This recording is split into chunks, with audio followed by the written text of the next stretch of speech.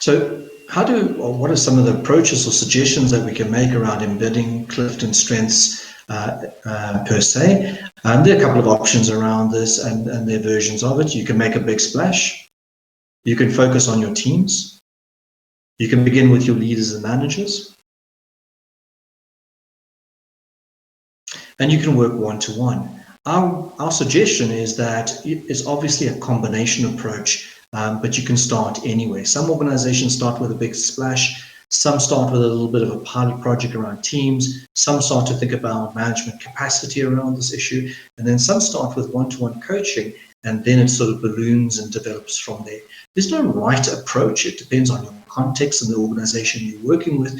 But the combination of all four elements, we think, is important for high impact, especially if you're starting to drive the over 20% that we've referred to.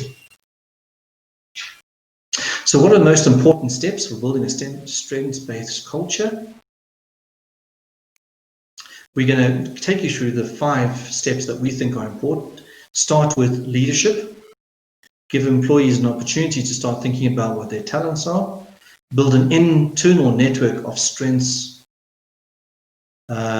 based coaches, integrate strengths into performance development, and then start to make sure that your internal processes all align to support that. So Angelica says, how is employee engagement quantified in these studies? Angelica, there are many types of approaches to measuring employee engagement.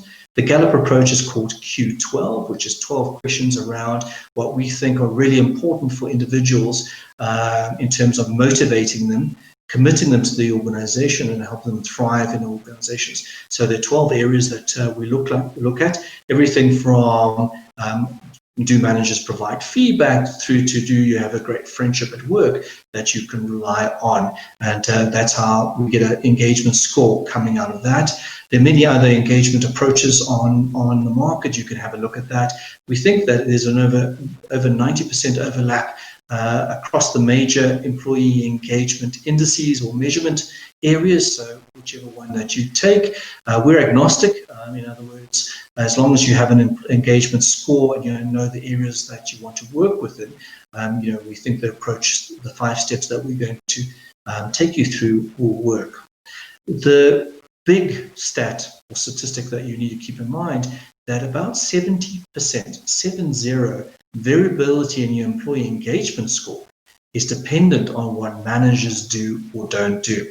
So if you want the big lever in employee engagement, it is your capacity of your line managers to take on what we call a high performance approach to engagement. We think great managers are obsessed with engagement, are high performance and hold people accountable, and are able to develop others. And we'll talk more.